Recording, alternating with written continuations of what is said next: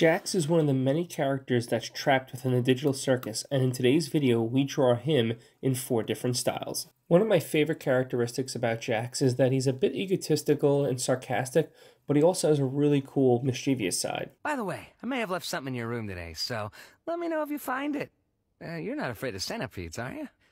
You see what I mean? He just loves to mess with people. He likes to play a lot of pranks, which is something that I'm very similar with. I love to just have fun and mess with people, especially at my job.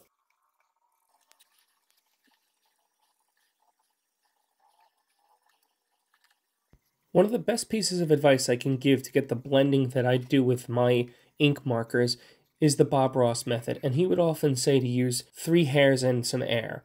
And what he meant by that was when he was painting clouds, he would use the brush with such a light tempo that it would just barely blend out the cloud, giving it a beautiful little fluffiness. I use that same kind of touch here whenever I use my markers, and that's how you see that very light gray transition. I know JAX looks a lot darker here than he normally does, but that's also because I like to add a certain haunting quality. I like to also make my colors a lot more bolder and richer than they normally are.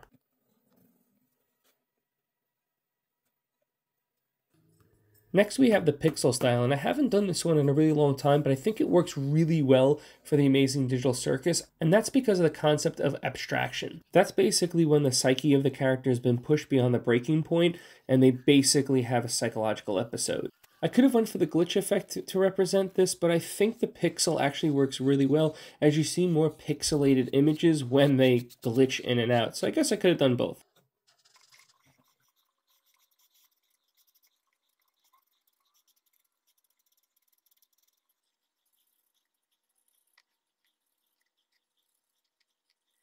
Up next is the drip effect, and I'm sorry to say this, even though I have this really cool transition, that's about as much as I have. A lot of the video footage for this episode was accidentally erased.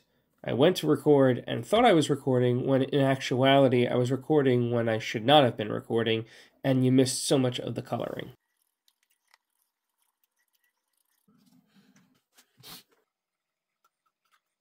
But please don't be discouraged, because I think I saved what I think is the best for last, and that is the horror effect. I did a little bit of a twist with this design, and that is I didn't make it as gory as I sometimes make my other characters. I wanted to feel this to be a very maligned creature, a very matted, run down, grimy creature, something that would just genuinely wouldn't want to look at, not a zombie, but just something so deranged and sad.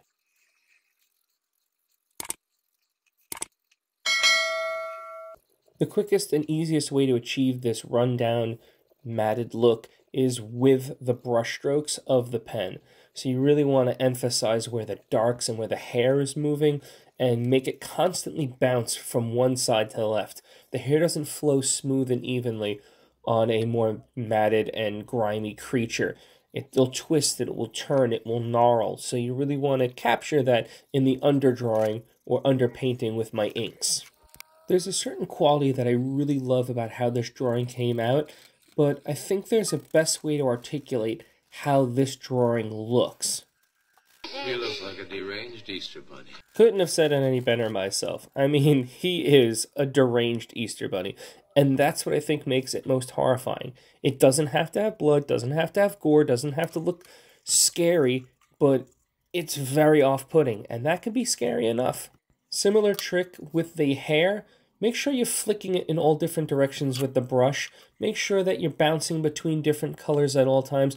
This will get you a nice layered textured effect and will bring a lot of life and depth into your drawings, especially if you have problems drawing fur and hair. I really hope that you like this video. I really hope that you maybe even get a little bit out of it. And if you do, consider like, following, and subscribing. But more importantly, let me know which one you think is your favorite in the comments below.